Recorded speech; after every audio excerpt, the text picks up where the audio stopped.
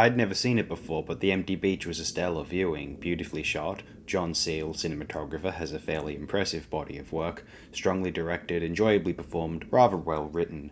Though the source novel's author, Peter Corris, claimed it was a, quote, rat shit movie, terrible film, but the money enabled me to put a deposit on a house.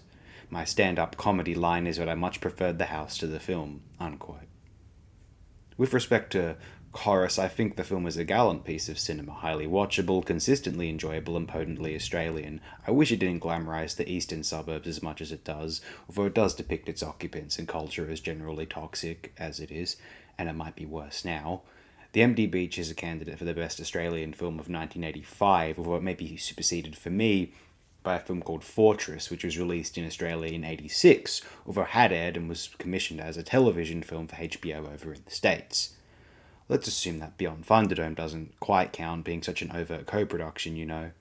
Of '85, though, regarding Australian films, I do really want to see Wrong World, A Song of Ceylon by Laleen Jayaman, Fran, When the Snake Bites the Sun, The Occult Experience, and a miniseries called Vedonera Boys.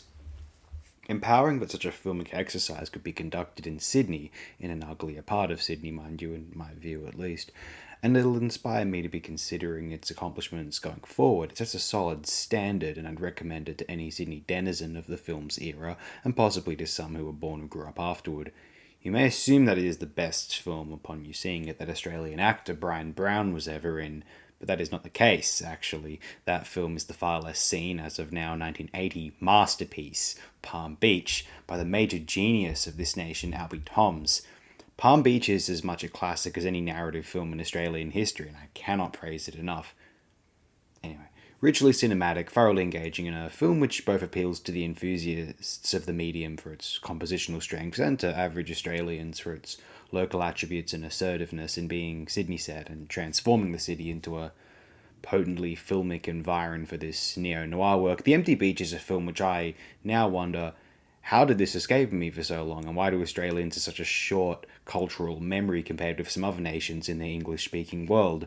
You would think the internet would have accelerated this process of cultivating and championing the classics of our cultural past, and it has helped more than it if it were absent, very obviously, although it has taken far longer for us to recover and reappreciate the likes of Dark Age, Fortress, both directed by Arch Nicholson, Dalmas, Lalai, Dreamtime, or other significant Indigenous Australian documentary features, Snapshot and Harlequin, both directed by Simon Windsor, obviously Palm Beach, and the earlier Tom's non-narrative utter masterpiece Marinetti from '69, Long Weekend, Next of Kin, Santa Spread, Strange Behaviour, Alison's Birthday, Heatwave, Ground Zero, Paul Cox's films, or a New Zealand filmmaker, but Proyas's film set in the sort of a post-apocalyptic outback from '88, Spirits of the Air, Gremlins of the Clouds, probably a little bit more well-known nowadays, because Proyas is liked for a far inferior film titled Dark City. That's my slightly controversial take, but I guess, alas, whatever.